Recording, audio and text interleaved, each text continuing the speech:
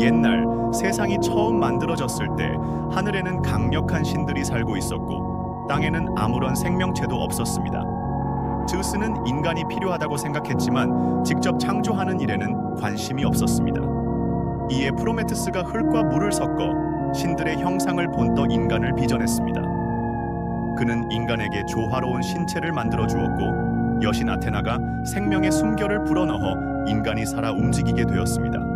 너희는 연약하지만 강해질 수 있을 것이다. 하지만 인간은 연약했고 야수나 자연의 위협 앞에서 너무나도 무력했습니다. 신들은 인간에게 특별한 능력을 주지 않았고 추운 밤을 견디고 맹수들에게서 자신을 보호할 힘도 없었습니다. 불이 있다면 인간들은 희망을 가질 수 있을 텐데. 프로메테스는 인간을 불쌍히 여겼고 결국 올림포스의 신전에서 불꽃을 몰래 훔쳐 갈대 줄기에 숨겨 인간에게 전해주었습니다. 인간들은 처음으로 따뜻한 온기를 느꼈고 밤을 밝히며 불을 이용해 음식을 익히고 도구를 만들고 짐승을 쫓을 수 있게 되었습니다. 불과 함께 인간은 지혜와 문명을 얻게 되었고 더욱 강해지기 시작했습니다. 감히 신들의 불을 인간 따위에게 주다니. 프로메테우스, 너는 무슨 짓을 한 것인가? 제우스는 인간들이 불을 사용하며 점점 강해지는 모습을 보며 크게 분노했습니다. 그는 프로메테스가 신들의 명령을 어겼다고 생각했고 무거운 벌을 내리기로 결심합니다. 제우스는 헤파이스토스에게 명령하여 프로메테스를 카우카소스 산의 절벽에 쇠사슬로 묶어두도록 했습니다. 그리고 매일 낮이면 독수리 한 마리가 날아와 프로메테스의 간을 쪼아먹게 했습니다. 프로메테스는 고통 속에서도 인간을 위한 선택을 후회하지 않았습니다. 인간이 희망을 가졌다면 이 정도의 고통쯤은 감당할 수 있다. 그의 간은 매일 밤이 되면 다시 회복되었고 이 끔찍한 형벌은 영원히 계속될 것처럼 보였습니다. 오랜 세월이 흐른 후 위대한 영웅 헤라클레스가 이곳을 지나가게 되었습니다. 그는 고통받는 프로메테스를 보고 독수리를 활로 쏘아 죽인 뒤 그의 사슬을 끊어주었습니다. 이제 그만 고통을 끝내도록 하지. 제우스는 처음엔 분노했지만 헤라클레스의 영웅적인 행동을 인정하고 결국 프로메테스를 용서해 주었습니다. 그러나 제우스는 프로메테스가 인간을 너무 사랑하지 않도록 경고하며 인간들에게 또 다른 시험을 내렸습니다. 그것이 바로 판도라의 상자였습니다. 하지만 프로메테스의 희생 덕분에 인간은 불을 통해 문명을 발전시킬 수 있었고 지혜와 기술을 배우며 신들에게 맞설 힘을 가지게 되었습니다. 인간은 계속해서 앞으로 나아갈 것이다. 불꽃이 타오르는 한 희망은 사라지지 않는다. 신들의 왕 제우스는 인간들에게 불을 선물한 프로메테스에게 분노했다. 그는 인간들에게 교훈을 주기 위해 한 여인을 창조하도록 명령했다. 프로메테우스가 인간에게 불을 주었으니 그들에게도 대가를 치르게 해야 한다. 그녀의 이름은 판도라. 헤파이스토스가 불길 속에서 인간 여인을 빚어낸다. 아프로디테는 그녀에게 아름다움을, 아테나는 지혜를, 헤르메스는 호기심을 부여한다.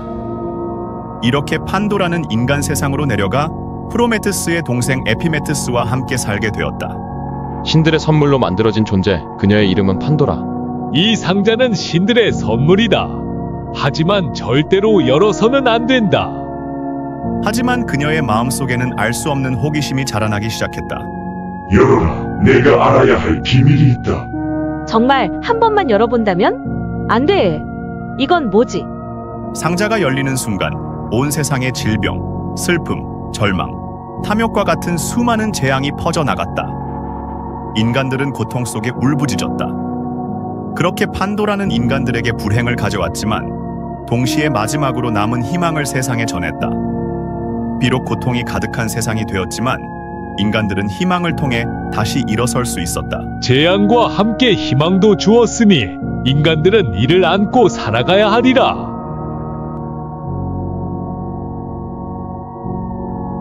아폴론, 태양과 예술의 신은 신들의 최고의 궁수였다.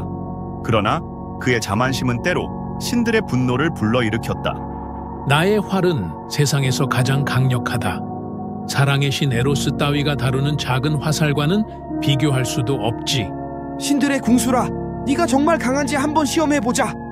에로스는 황금 화살을 아폴론에게, 납 화살을 다프네에게 쏜다. 아폴론의 눈빛이 변하고 다프네를 향한 강렬한 사랑이 타오른다. 다프네, 강이신 페네이오스의 딸이자 아름다운 님프. 그녀는 누구의 사랑도 원하지 않았고 자유롭게 살기를 바랐다.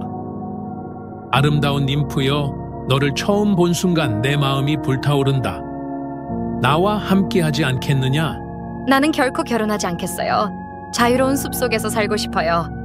제발 도망치지 마라. 너를 진심으로 사랑한다. 그러나 에로스의 저주는 강했다. 아폴론의 사랑은 멈출 수 없었고 다프네의 두려움도 사라지지 않았다. 아버지, 페네이오스 신이시여, 저를 도와주세요. 이 사랑에서 벗어나게 해주세요. 신들은 그녀의 간절한 기도를 들었다. 다프네의 몸은 점점 차가워졌고 그녀는 나무로 변하기 시작했다. 이렇게라도 너를 영원히 기억하겠다. 이제부터 월계수는 나의 신성한 나무가 될 것이다. 너는 영원히 푸르고 영원히 살아있을 것이다. 그렇게 다프네는 자유를 얻었고 아폴로는 그녀를 영원히 기리게 되었다. 그 후로 월계수는 영광과 승리의 상징이 되었고 신과 인간 모두에게 존경받는 나무가 되었다.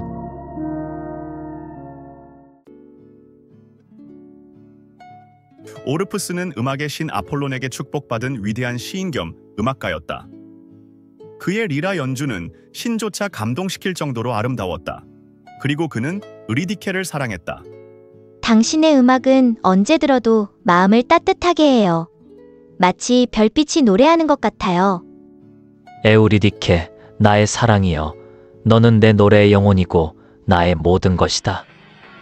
그러나 운명은 그들의 사랑을 질투했다. 의리디케는 독사의 독에 쓰러졌고 차가운 죽음이 그녀를 데려갔다. 에우리디케, 안 돼. 나를 두고 떠나지 마. 오르푸스는 사랑하는 이를 되찾기 위해 저승으로 향하기로 결심했다. 나의 사랑을 돌려주소서. 그녀 없이는 세상도 음악도 삶도 의미가 없습니다. 내 음악은 저승의 어둠마저 밝히는구나. 그녀를 데려가도 좋다. 하데스는 오르푸스에게 단 하나의 조건을 내걸었다. 하지만 한 가지 조건이 있다. 그녀가 완전히 빗속으로 나올 때까지 뒤돌아보면 안 된다. 만약 어긴다면 그녀는 영원히 나의 세계에 남아야 할 것이다. 한 걸음 또 한 걸음. 오르푸스는 조급한 마음을 애써 누르며 빛을 향해 걸었다. 에우리디케, 정말 나를 따라오고 있겠지? 여기 있어요. 조금만 더 가면 돼요. 그러나 침묵이 너무나도 무거웠다. 그러나 그 순간 그의 눈앞에 있던 의리디케가 안타까운 미소를 지으며 점점 희미해졌다. 안 돼요. 사랑해요.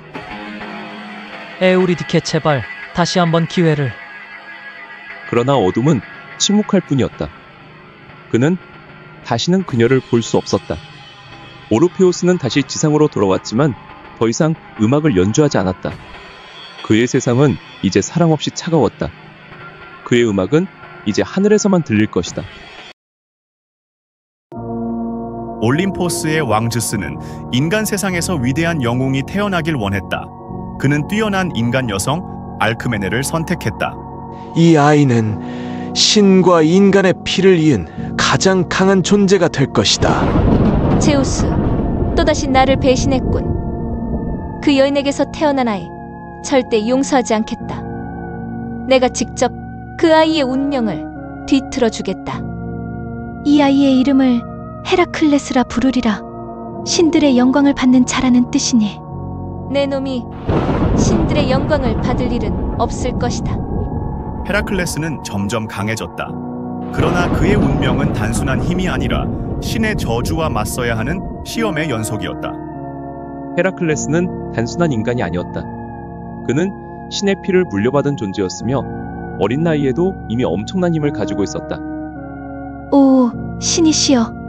이 아이는 범상치 않아. 헤라클레스는 점점 강해졌다. 그러나 그의 운명은 단순한 힘이 아니라 신의 저주와 맞서야 하는 시험의 연속이었다. 내가 아무리 강해진다 해도 나의 저주에서 벗어나지 못할 것이다. 내 운명은 이미 정해졌다. 헤라의 질투에도 어린 헤라클레스는 누구보다 강한 인간으로 자라났다. 하지만 신의 저주를 맞설 그의 운명은 가혹하기만 했는데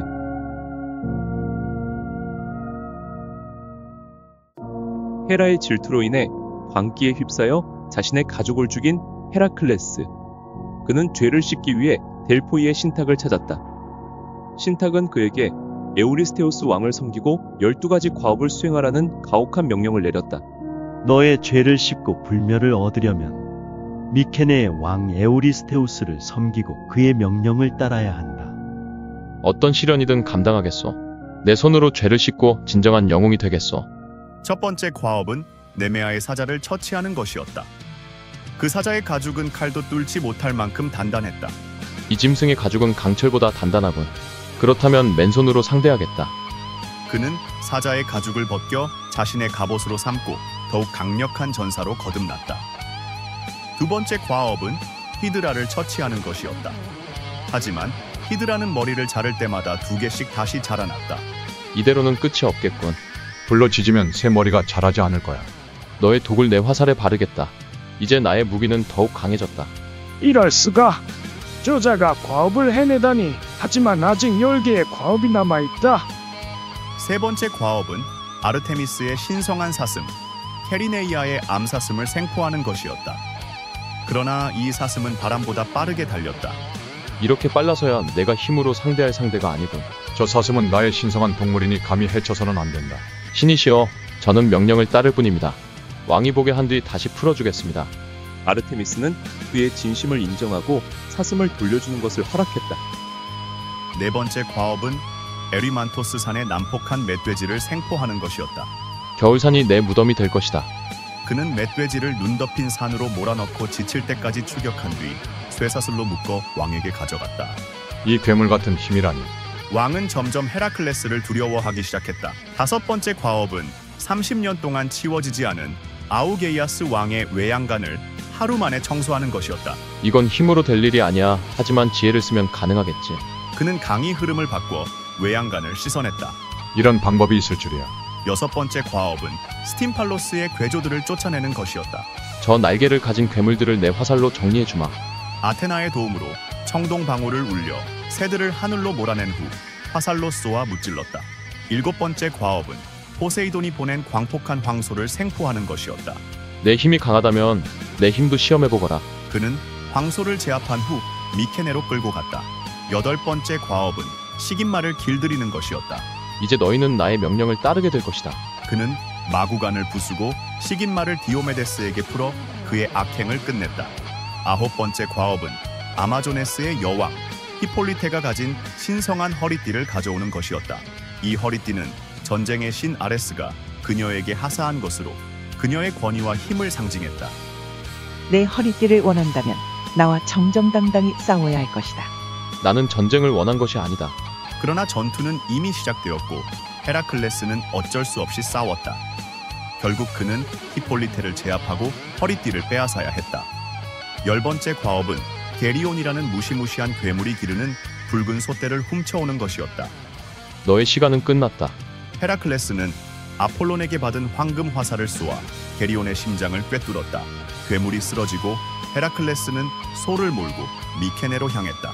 11번째 과업은 헤스페리데스의 황금 사과를 가져오는 것이었다. 그러나 사과는 거대한 용 라돈이 지키고 있었다. 힘으로는 어렵겠군. 아틀라스를 이용해야겠어. 내가 대신 사과를 가져올 테니 이 지구를 잠시 들고 있어라. 이건 예상보다 무겁군. 아틀라스는 사과를 가져왔지만 영원히 지구를 떠맡기 위해 속임수를 쓰려 했다. 그러나 헤라클레스는 기지를 발휘해 다시 지구를 넘겨주고 사과를 챙겨 떠났다.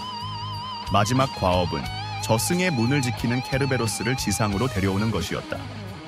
감히 내 영역에 들어오다니 목적이 무엇이지? 나는 저승의 수호자 케르베로스를 데려가야 한다. 힘으로 가져갈 수 있다면 가져가 보아라. 헤라클레스는 신들의 도움 없이 오직 자신의 힘만으로 케르베로스를 제압했다. 결국 하데스는 그를 인정하고 허락했다. 내 용기를 인정하마. 하지만 저승의 균형을 깨뜨리지 않도록 조심하라. 헤라클레스는 케르베로스를 지상으로 데려왔고 모든 과업을 마쳤다. 이제 더 이상 내게 명령할 것이 없다. 제발 사라져라. 왕은 두려움에 벌벌 떨며 헤라클레스를 쫓아냈다. 이제 그는 신들의 인정을 받아 위대한 영웅으로 남게 되었다. 페르세우스는 훌륭한 청년으로 성장했다. 그러나 세리포스 섬의 왕 폴리덱테스는 그를 없애기 위해 불가능한 임무를 내렸다. 페르세우스, 내가 진정한 영웅이라면 메두사의 머리를 가져올 수 있겠지? 메두사, 그녀를 본 자는 모두 돌이 된다. 하지만 신들이 나를 도울 것이다. 이 반짝이는 방패로 메두사의 모습을 직접 보지 말고 반사된 모습만 보거라. 이 신발을 신으면 누구보다 빠르게 하늘을 날 수 있을 것이다. 메두사는 저주받은 고르곤의 자매 중 하나로 그녀를 본 자는 누구나 돌로 변했다. 페르세우스는 방패를 이용해 그녀를 직접 보지 않고 접근했다. 신들의 축복이 나와 함께한다. 반드시 성공할 것이다. 페르세우스는 신들의 축복 아래 단숨에 메두사를 베었고 그녀의 피에서 날개 달린 명마 페가수스가 태어났다. 이제 왕에게 돌아가리라. 폴리덱테스 왕은 여전히 다나엘을 위협하고 있었고 페르세우스는 그를 막기 위해 돌아왔다. 왕이여, 약속대로 메두사의 머리를 가져왔다. 하, 감히 나를 속이려 하느냐? 그렇다면 직접 확인해 보시지. 폴리덱테스와 그의 군사들은 메두사의 머리를 보자마자 돌로 변해버린다. 마침내 페르세우스는 자신의 힘으로 어머니를 구했고 그의 영광은 하늘까지 닿았다. 그는 결국 자신의 운명을 완수하고 별자리가 되어 하늘에 영원히 빛나게 된다.